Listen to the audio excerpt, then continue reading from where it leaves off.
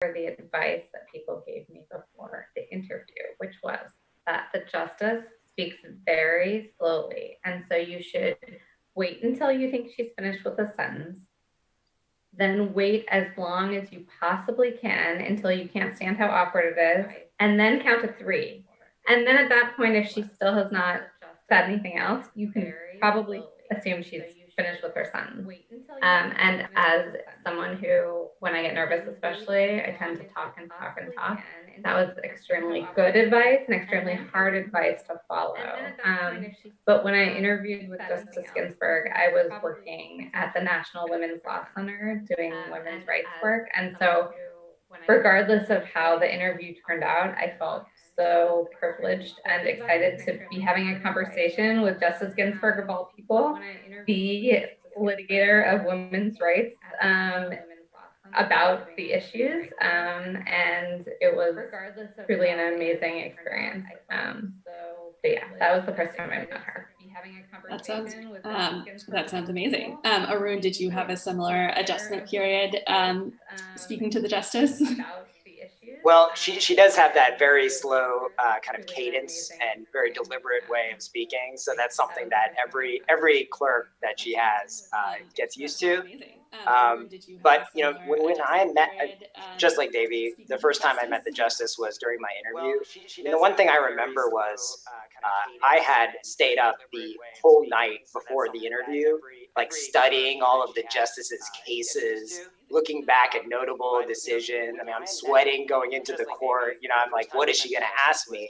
And our entire discussion was about children's literature and 2 books that I had read and she was really interested in. They were like children's books, like things I'd read years ago.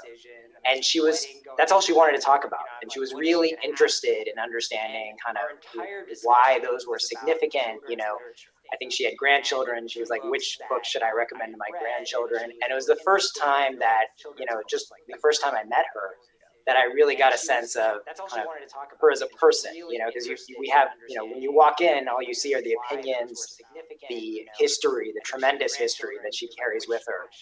But you kind of miss out on that personal dynamic. And I saw it just the first time I met her. She was interested in her clerks as people. She regards her clerks as family and her court staff as family. And that's what she was concerned with. And that was just such a nice thing to see just from the very first time. That's great. How did that come up? Did she ask you, or did you roll in with your favorite children's book? No, I think it just organically came out of the conversation. But and I can imagine that as a justice, you spend your entire day talking about the law and these legal issues, and when this type of stuff comes up, you seize on it because it's something that's outside of the law that is, you know, kind of interesting, fun topic, and it was great to talk to her about it. It was just such a warm conversation, and I think that's one of the things that was just, you know, the hallmark of my entire time being at the court was just how warm and kind of inviting to her clerks and to the entire court family the justice was, and it's something that you might not see just from outside of the court because all you see are the opinions, but within the court, you know, she was so open-hearted to everybody. And Subash, you know, I had the pleasure of working with you, so I know a little bit about your experience with the justice, but I don't think I know anything about your interview and kind of, or even your first kind of moments in chambers. So I'd love to hear that experience.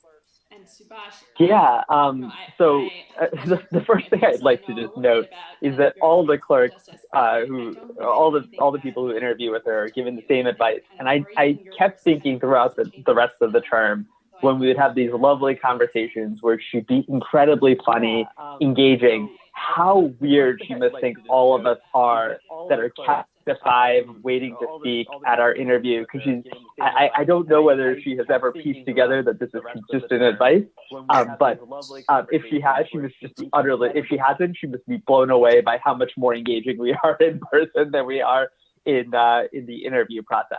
But the other thing that I remember about the interview is that she was often understated in everything she did, and that extended to the way in which she offered me the job. And reminiscing a couple of weeks ago at the justice's memorial service, it appears that actually multiple former clerks had the same experience where they didn't know that they actually had gotten an offer from the justice. For me, she had said something that maybe suggested that she liked me enough that she could envision me clerking for her. But then she got on the phone with her assistant and she called Kim and she said, "I think Subash and I will get along fine." And at that point, you could see her demeanor pivoted. She had not yet made an offer in any real sense, but then she walked me around her office for the next 15 minutes, pointing out all the different memorabilia and all the family photos and the photos with all sorts of dignitaries. And she was really proud of her photo with Justice Marshall, for example, which she highlighted, but also multiple photos throughout the office of her with President Obama. And so you could tell that she was just a warm and caring person from the moment you sort of met her, especially once the awkwardness of the counting to 5 interview ended. And it continued that way for the rest of the time. I got to be her clerk. See, the justice told me it's interesting to hear that, because when I talked to the justice, she said, look, there was this guy Subash, and he just kind of showed up one day at the court, and I had interviewed him, but I hadn't really offered him the job. But then he showed up and he was great. And so I said, yeah, let's keep him around for a year. But it's nice to hear the other side of the story. That's great.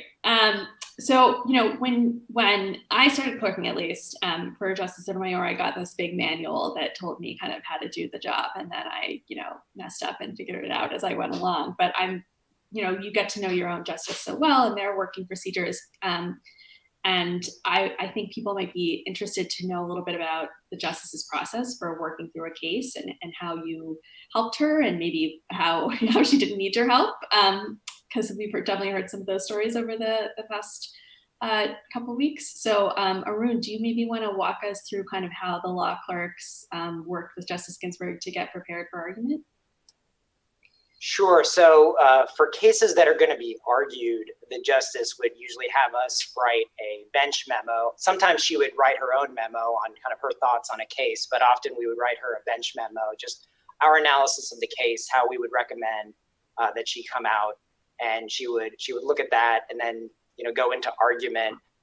She would spend more time than any of her clerks would spend with the briefs. So that was one of the things that was surprising to me. I mean, you have someone who's has life tenure, is on the Supreme Court, has a million different commitments, and you would expect that we'd be spending a lot of the time doing this work for her so that she can spend less time, her own time. But we would write her the memo, and she would probably go deeper into the briefs than we ever did herself to really get educated about the cases.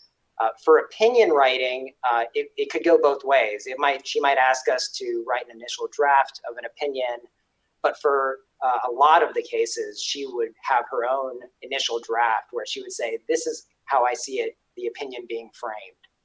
And in particular, when there were issues that the justice really cared about deeply, or really a dissent that was going to be, was going to be really important to the justice, she would always take the first crack at a draft and give you the parameters of where she was working. And those were some of the most memorable, kind of interactions that I had with the justice, just because to see that kind of right from her mind onto paper work product and see how she was guiding these cases forward was pretty remarkable. And Subash, were these like lengthy bench memos? Are they short? Like, what was her, what is it that you ended up giving the justice? In terms of the memos themselves, she was very particular that they needed to be short. I think that the justice always valued brevity, concision, the ability to say something effectively with the precise words.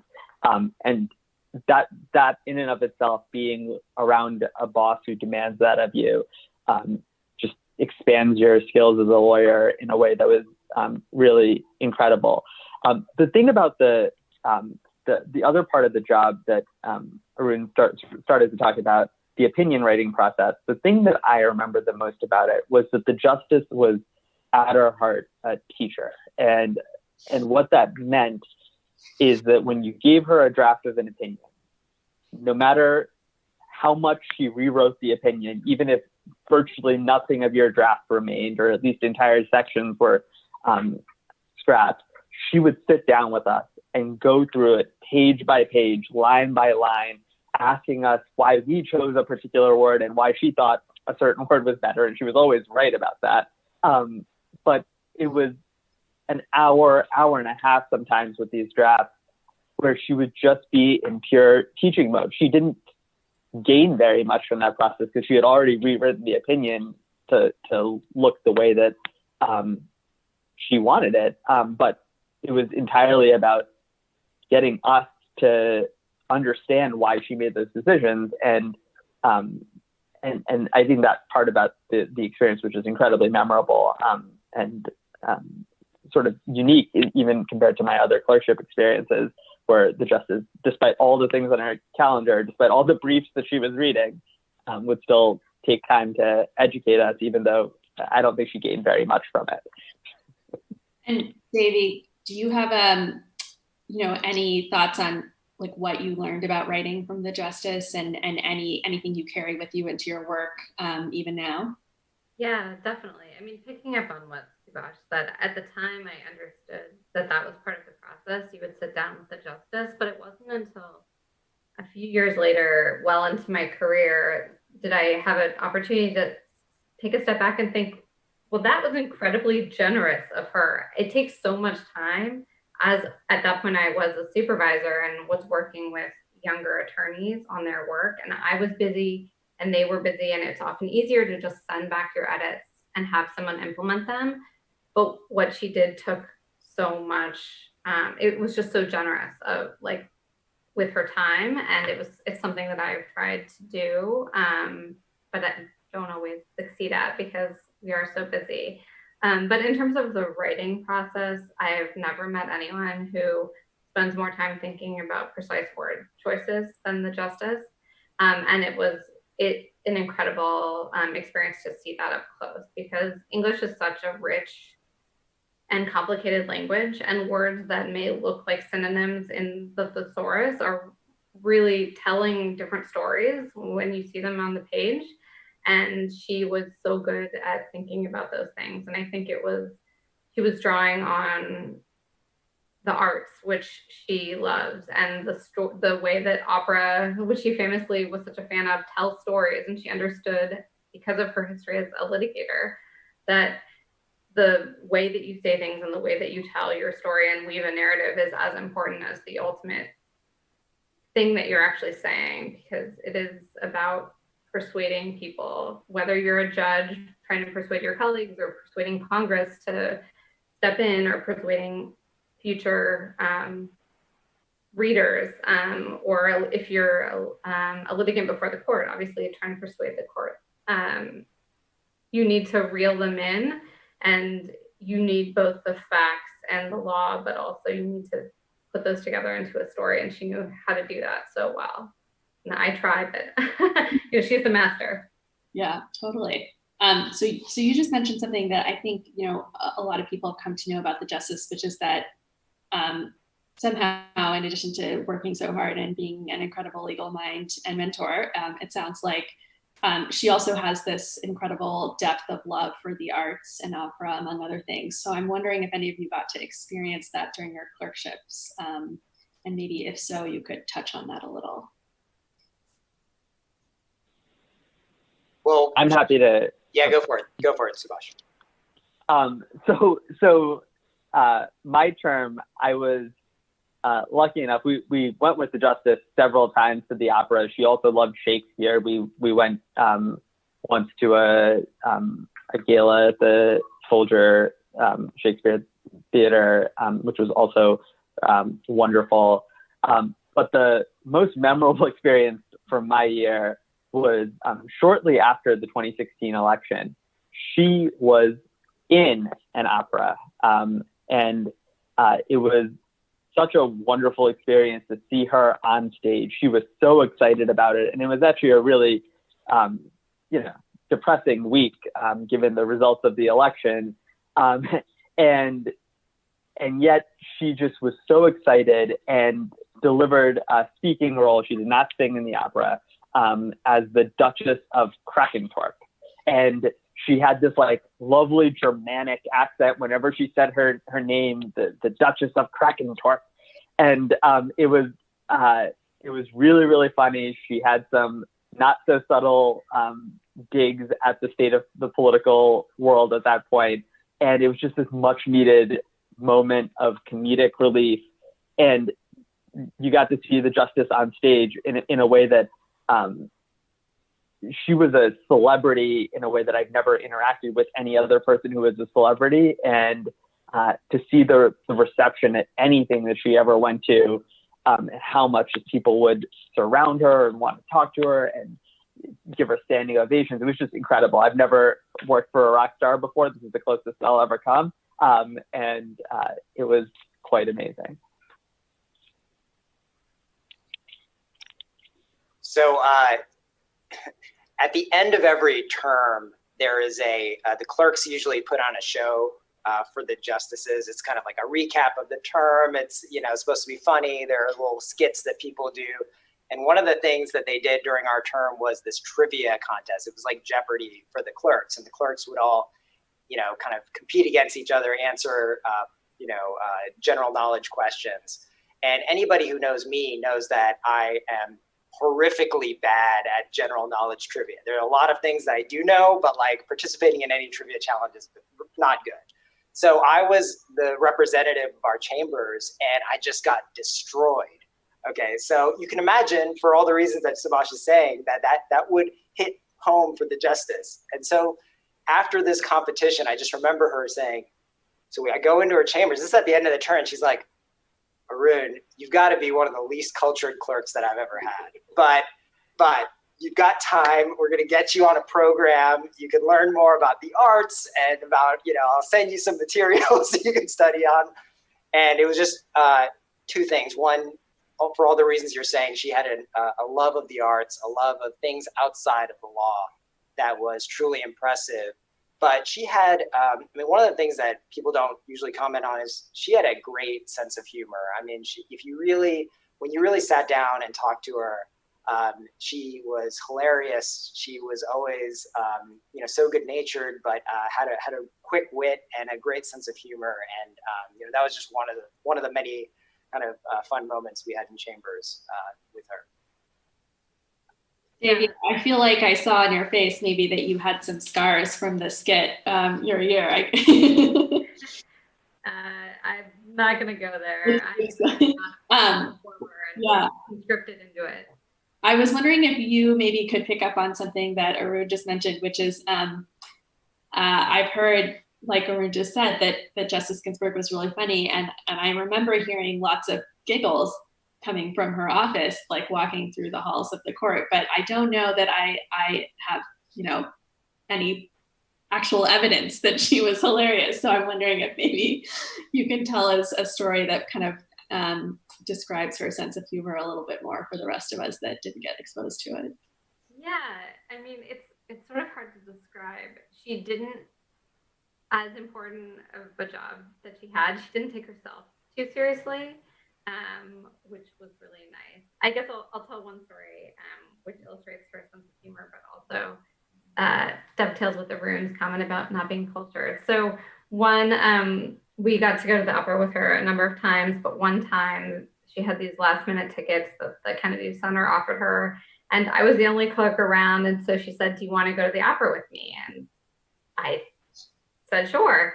And we were in the car on the way to the Kennedy Center, and it was a performance of an opera called Moby Dick, based on the famous novel, of course. And she asked me in the car right over there, she said, Devi, when was the last time you read Moby Dick? And I had to turn to the justice and admit that I had never read Moby Dick. And it was like the perfect comedic timing. She just looks at me and sort of arches her eyebrows and does one of these, like, and then just goes back to the conversation like that never happened.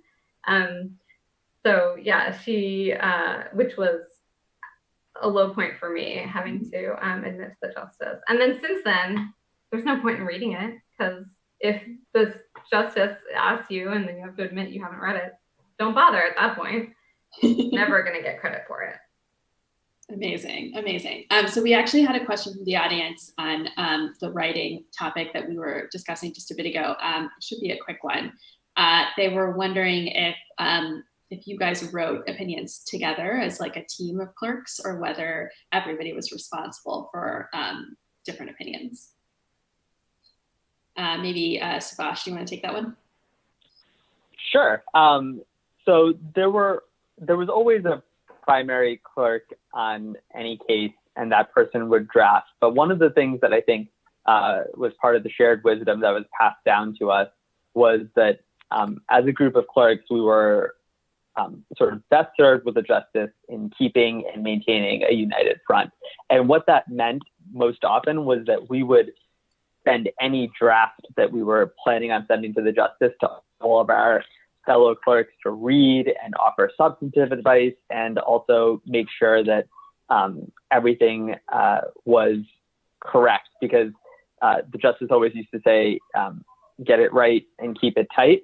I like to say that all she demanded of us was perfection, in the sense that there could be no errors in the factual record, there could be no typographical errors, there could be no mistakes in our blue booking, but she didn't also demand of us any sort of grand theory of the case that would tie everything together. She would handle the law and getting it right, and getting that piece of it in working order. But the clerks all worked together to make sure that anything that we gave the justice, from bench memos all the way up to opinions, were to the best of our ability, sort of in impeccable shape. And that was definitely a team effort, and we all did it for each other throughout the term.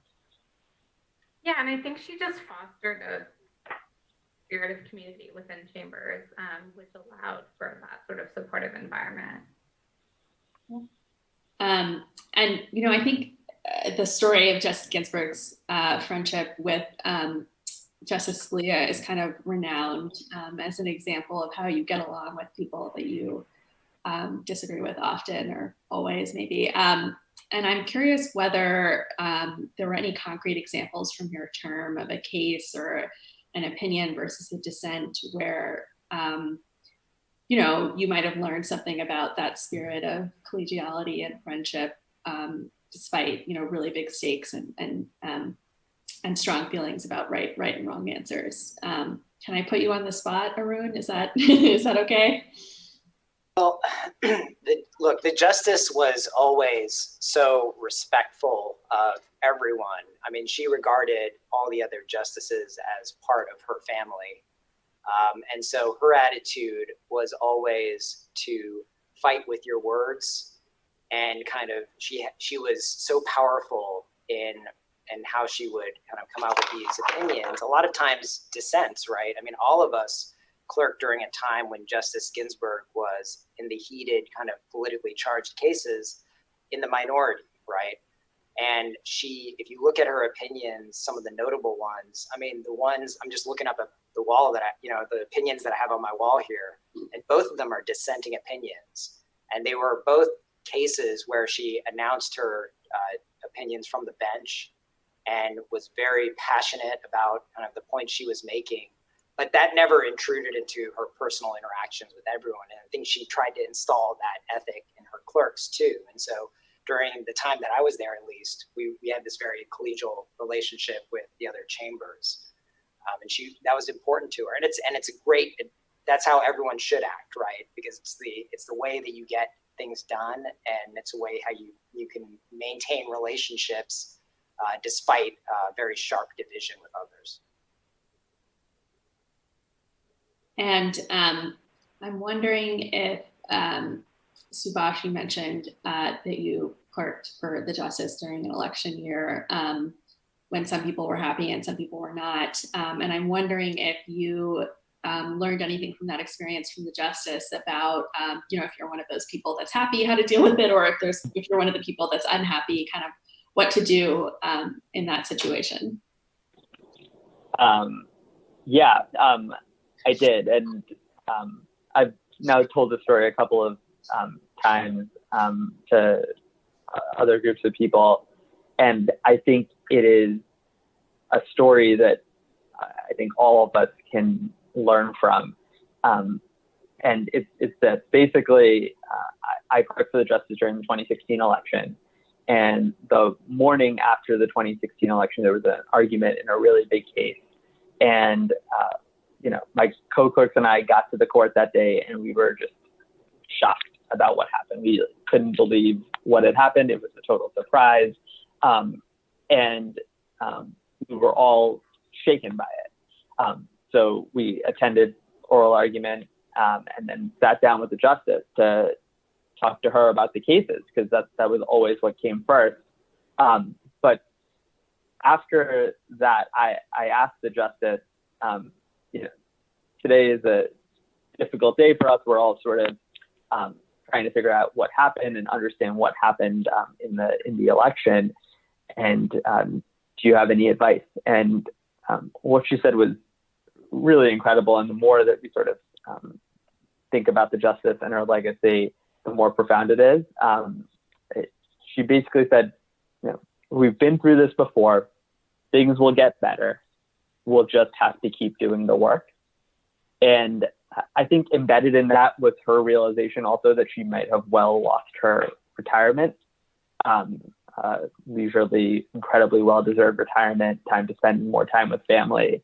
And she realized that she's going to have to keep doing the work for as long as she could. And she did, all the way through broken bones and multiple bouts of cancer.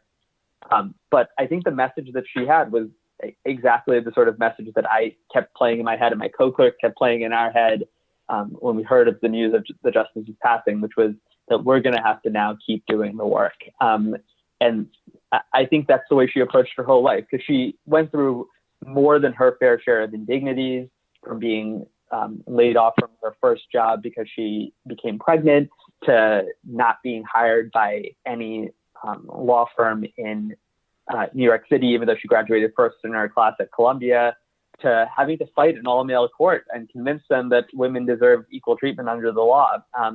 But her mindset through all of that and through the dissents that she wrote was always to just keep marching forward and keep doing the work. And so I'm grateful to have had that moment with her. And I think there's a lot in there that can inspire a lot of us who are grieving the justice's passing and wondering what it means for the world more broadly. Just have to keep doing the work.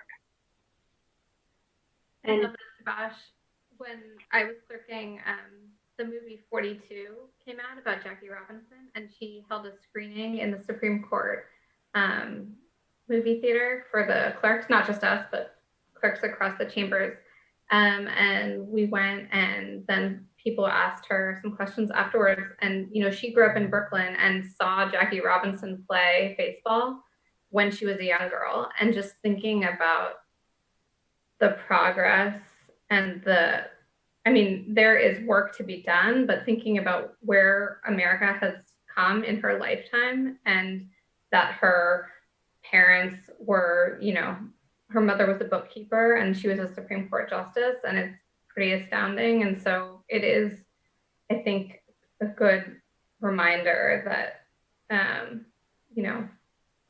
as you say, you just got to keep going. Yeah, and just so people sort of understand, when she would say keep doing the work, I mean, her work ethic was just unparalleled. And so just to give you kind of an example, I bet both Subash and Devi have had this experience of reading a draft or a memo from the justice. It doesn't matter how mundane the case might be, and seeing a line down the side of the paper, which was where at 4 a.m. the justice might have just kind of passed out, gone to sleep while working on whatever it was, would wake up, continue with her editing. And it's just something where you'd see it, and you'd see that was born of just decades of hard work and dedication, and just this commitment that no matter what the issue or what the case was, it was so important to just get it right and keep doing the work, as Subash said. And you'd see it, and that was the kind of thing that was so staggering to me, that she was so committed to doing that, and it's something that I always remember. You know, however hard we all think that we work or do the things we're doing, I mean, she was just really 24/7 with what she did. And just one funny part about that is that she loved coffee, which makes sense since she had this amazing work ethic. And the chamber staff had told me, look, she's going to ask you to make coffee. She's going to think that you will not know that we are limiting her coffee intake. So make sure that you only put like 1 scoop of coffee in there for like every 3 things of water, something really watered down.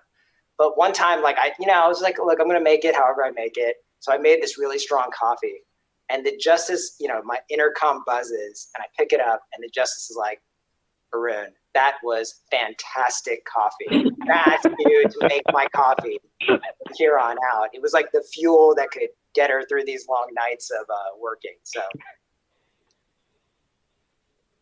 that's great. You should have quit your clerkship right then and walked out. Yeah, that was the high point. I'm wondering, Devi, you mentioned in your interview that you had worked at NWLC and talked a little bit about that work with the justice, but I'm wondering if the justice was the type to share kind of war stories of her litigation days with you all, and if she did, whether there's any kind of memorable experience of learning about that side of the justice's career that you all would be willing to share. Yeah, I mean, she would share those stories. Throughout her whole life, I mean, she was, as Arun said, such a hard worker, but she also dedicated so much of her energy to her family as well. And so when we would ask these stories about her time in the 70s during this litigation, it was so bound up in also being a parent and a partner to her husband.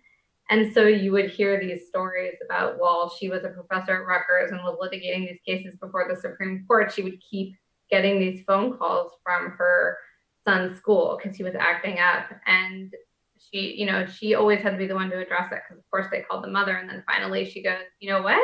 He has 2 parents, so call his dad. And then she hangs up. And so she would interweave, and that would come up organically when we would ask stories about, like, so what was it like to be litigating in the 70s? She was like, I'll tell you a story about that, but then let me also tell you all this stuff that I was dealing with, the sexism that I was dealing with just in society. And for her, that was just like her life was these 2 things melded together. And she was a very private person, a very reserved person, but happy to talk about herself when given the opportunity in sort of small, intimate settings. And it was a very, as Subash said right after the election, he had an opportunity to ask her one of these questions. You wouldn't know when it would come. You would just ask her something, and then, some amazing pearl of wisdom would come out. It was, she had at that point, by the time I clerked for her and Subash clerked for her, less Arun, she had been, doing the work for so long. She had just a lifetime's worth of wisdom and stories to tell. But yeah. Subash, I couldn't tell if you took yourself off mute because you had a story or just want to make sure I give you that chance. Who, me? Yeah, if not, it's okay. Oh, no, you can keep going. No. Okay, great. So one thing I wanted to ask is whether you learned, we hear a lot about the justice's writing and her way with words and her, just how specific she was and all of that. But, as we were touching on, she was an amazing oral advocate. And I think people think a little less about that side of her career. So I'm curious whether you learned anything about oral advocacy either through tips from her or through, talking through how arguments went with her. Yeah, so I don't have any lawyers in my family, and before I started law school, my exposure to the law was largely what folks see on TV, and it is a certain view of what the practicing law is. So I think even by the time I started my clerkship, I thought, appellate advocates were the people who were the most confident and up there, like really just hammering on the position, but that's not right. There are some people who do that, a few people who do that quite well, but mostly, I think to be a great appellate advocate, you need to gain the confidence of the justices, that if they ask you a question, you're going to respond candidly. And obviously, you know, you're arguing for a position, but that they can trust what you say or what you write in a brief. And, you know, when she argued her cases, she was not the loudest voice, but she was precise and knew what she was talking about and was right. And she had that going for her. And so I think it's really helpful to understand that there are different modes of being an effective advocate, and it's not, you know, the image that most people might have about what that means. And she really broke the mold in so many ways, and that's one of them. Yeah, I think that, you know, most people, when they look at lawyers, they, you know, think like you got to be loud, over the top, and that's the only way that you're going to get your points across. And she was the best counterexample about that. I mean, she could take the air out of a room just because of how precise and how careful, you know, and how just penetrating her questions at oral argument would be. And if you listen, you can listen to all these Supreme Court arguments and just wait for the questions that Justice Ginsburg asked, and you'll just hear pin drop silence because, you know, all of the other justices are just kind of talking over each other. But when she would ask questions, everyone would stop, and her questions were always so carefully constructed and precise and probing that I think on both sides, everyone was really interested to hear kind of what the answers would be, you know. And so it was a good lesson that, you know, the force of your words can often be, you know, more powerful than just overheated rhetoric and being loud and the things that you kind of imagine are parts of good lawyering.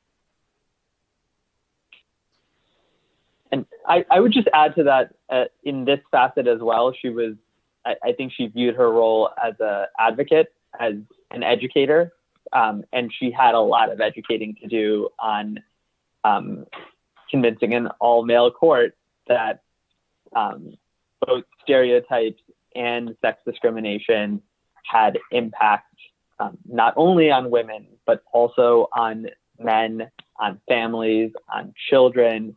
And a lot of that gets crafted, it gets put into the category that she sort of picked plaintiffs and made these cases, you know, palatable to an all-male court. But I think that what she did was so much more than just simple sort of legal strategy. I mean, it really was an act of education. And, you know, by the time she gets to the court and she's a justice on the court, the opinion in the Virginia Military Institute case is a perfect example of where she was able to convince justices who had previously been skeptical about the entire project of sex equality and ending sex discrimination to allow women into a military academy. And the brilliance of her advocacy strategy was that she led the court to that conclusion, and they wholeheartedly accepted that conclusion as well, because she had taught the court that when you exclude women categorically from a certain activity, or you exclude men categorically from some activity based on a stereotype, you are limiting the potential of all of us. And I think that, yes, there's some cleverness to the plaintiffs that she chose, but there was something more profound as well. I mean, she had to meet these justices where they were, but she didn't stop once she had convinced them that sex discrimination was bad for men, right? I mean, she continued the work, and she carried that on into issues of sexual orientation and gender identity. And in all of these issues, there was a process of educating in which, of course, advocates of all stripes played a huge role, but she also worked on that stuff and provided, I think, a lot of credibility to when she was a justice on these issues, because people understood, I think in some ways they understood that she was always going to be ahead of her time, that she was seeking out the next injustice in our society. And I think people gave her that respect, that she understood what was going on before the other justices often did. And that ended up having a powerful impact, I think, on the court in all sorts of areas that are not strictly about, lines drawn in statutes based on sex. I want to ask about something you just touched on. So you mentioned that one of the pictures Justice Ginsburg was just most proud of was with Justice Marshall, and she, was very open about the fact that her work built on the legacy of the civil rights movement. And I'm curious whether any of you all, see the legacy of that approach that Subash just laid out to kind of the development of rights jurisprudence in any other legal movements that followed hers, that followed the women's rights litigation that she led. It's a bit of an open-ended question, so it's okay if the answer is no. I mean, I think that somebody like Brian, I mentioned the sexual orientation and gender identity cases, and I think those are definitely in that tradition. The other one that I would just call attention to is Brian Stevenson's work on the death penalty, which is another area in which you have a litigator working with lots of other organizations and really crafting a strategy to highlight certain areas in which the United States use of the death penalty is wholly unacceptable, and where the United States is an outlier. And he has continued that work in the area of life without parole, and did that all by persuasion. So I think that the spirit and the legacy of that lives on, and that work on the death penalty in particular, for example, continues. So just before I ask another question, I think we're going to open it up to questions now. So you can type the questions in the Q&A box or the chat box, and we will get to them that way. But I did want to ask kind of another broad question, which is, we've talked a lot about the justice's working style and mentorship style and career.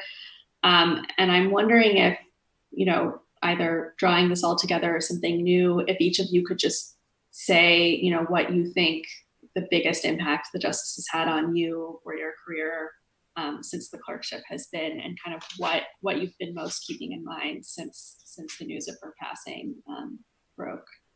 So maybe we'll start with Arun, if that's okay.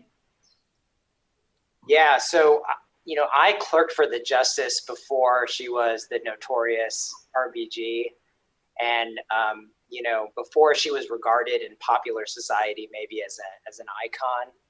And, just that comparison, it took the popular, kind of everyone in the public by storm, and people kind of like that analogy to Notorious B.I.G.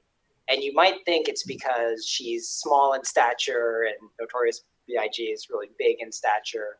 But I actually think it was a great kind of analogy, because she was a titan, right? I mean, why was she a titan? Because through her entire life, she had fought tirelessly, not only for herself and her career and her family. And if you look at her biography, it's just like shocking, the things that she overcame, in her health, her family's health, her family situation, all of the discrimination she faced to get to where she ultimately was. But then she took the fight on for other people and for other groups, just like Subash has kind of outlined. And she did that through her entire life, even in her 80s, working 24/7 on all of these issues that she cared so much about. And that's why she was the notorious RBG. And I have hot sauce with her picture on it. That's why she is a titan, And so I remember that because all of us are kind of struggling, not only through this current pandemic, but just our own lives, kind of our careers, what do we stand for? What are we fighting for? And that's what I remember, is that she fought day and night so hard for herself, for her family, for the things that she believed in, and to help others. And she was nonstop about that. And so anytime I'm feeling like I can't do any more, I'm feeling, you know, just the weight is too big for me, I remember her and those things that she did and what she was able to accomplish. And I think that that takes me through. You know, it really is something that, you know, that she left with me and will always be with me. And Devi? Yeah, I mean, I think that even though she was at this rarefied job at the top of the legal profession, she brought an incredible amount of empathy to her job. And for her, both as a litigator, as Subash mentioned, and as a justice, the law was always about real people and how the law would affect real people. There was a period after Justice O'Connor resigned and before Justice Sotomayor was appointed, where she was the only woman on the Supreme Court, and she described that as her most lonely time in her career. And there was a case involving the strip search of a middle school girl, and after the argument, she was very frustrated because her male colleagues didn't really appreciate what it was like, as she described it, to be a 12-year-old girl. And because from her perspective, like, that's where she came from. She was thinking always about who the people are at the heart of these cases and who the people are that are going to be impacted by the court's decisions. And so, you know, especially in when you're working on appellate issues, there's a tendency to just think about the abstract legal question, but people have to always remember that this is actually about the people whose lives are going to be impacted. And that's something that the justice never forgot. And that's something that I hope to remember throughout my career. And Subash? In some ways, the place where I think she left her greatest impression on me, and Devi alluded to this earlier, was I think she made me a better partner and a better father. And part of that is just the inspiring story of her partnership with Marty, who I never had the chance to meet. He passed away before I clerked for the justice. And what they, as a couple, were able to navigate in a different era entirely. They had two kids. They have two kids who, they did an amazing job taking care of and navigating two very serious, very intense careers. And it sort of highlights that for all the work that RBG did to break down legal barriers, that societal norms are also powerful, and that not all of this stuff is going to be addressed just through the force of law, that it takes fathers to step up and husbands to step up and partners to step up, and really ensure that even within a house, that the division of labor is equitable and that we're countering the norms that exist to make sure that everybody has a chance. Because so much of the stuff, while she did an amazing job of breaking down legal barriers, and still many unfortunately exist, a lot of this work is going to have to happen at a much more micro level, at the family level, at the community level. And I think her life illustrated that in a way that it probably sticks with me and influences my day-to-day decisions more than almost any other part of her incredible legal career. Great. So we had a question that I think came in before we touched on her relationship with Justice Scalia and how she dealt with disagreement. But I'm wondering if there are additional stories of how she reached across the ideological divide beyond that kind of very well-known anecdote. I think that might answer that question.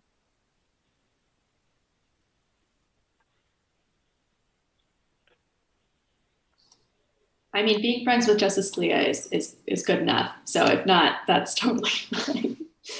Yeah, So not on that specific issue, but just on the issue of kind of combating norms and kind of within the courthouse itself.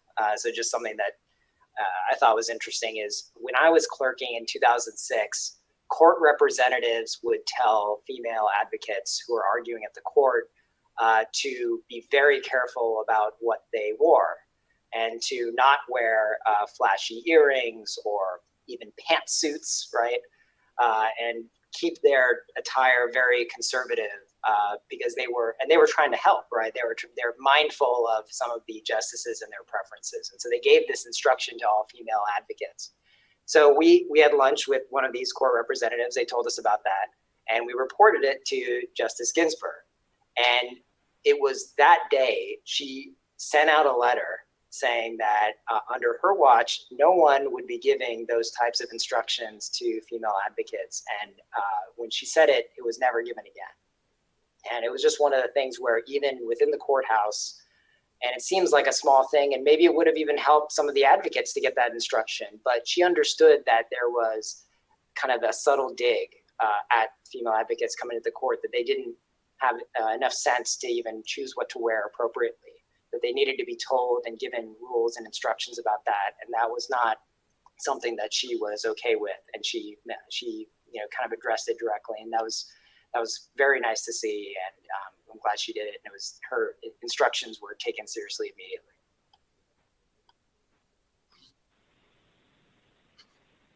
Here's another way in which it's sort of an understated way in which she, I think, didn't fall prey to ideology and was able to keep an open mind, was the justice loved procedure and the facts of a case, and knew the records often better than lawyers advocating before the court did. And she knew the procedural posture and how a case gets to where it does.